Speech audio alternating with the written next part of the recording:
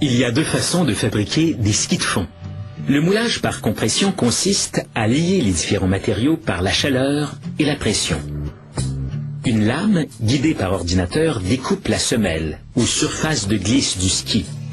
Il s'agit d'une combinaison de laminé en fibre de verre et de polyéthylène. On place la semelle sur la partie inférieure d'un moule en aluminium. On colle des quarts en acier pour l'adhérence. On vaporise un produit qui fait sécher cet adhésif afin d'enduire la surface de colle époxyde, le liant principal. On ajoute un amortisseur en caoutchouc à l'arrière et un renfort en plastique qu'on appelle la talonnette. Le noyau du ski est constitué de bois de tremble et de bouleaux laminés ensemble. On renforce le noyau avec une couche de fibre de verre enduite de colle époxyde. Ainsi, le noyau en bois est monté en sandwich entre deux couches très résistantes. On ajoute ensuite la décoration, un imprimé en sérigraphie.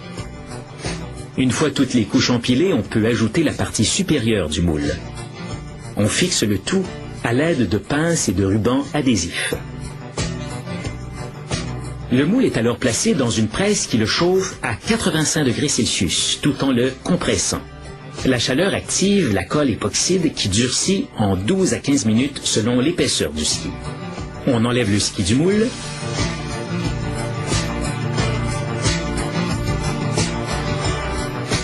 On découpe l'excédent qui l'entoure.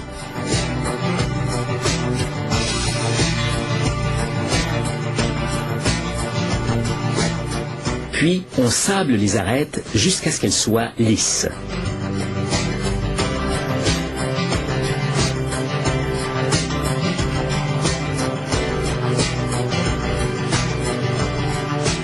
Enfin, on passe la semelle du ski sur une meule d'affûtage, l'objet blanc qui se trouve en dessous. Cette dernière étape est réservée aux modèles haut de gamme. La seconde façon de fabriquer des skis est le moulage par injection et réaction.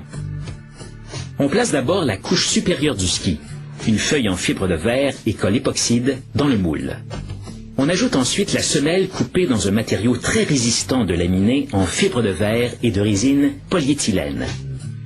Cette presse injecte du polyuréthane liquide à haute densité, un plastique très souple qui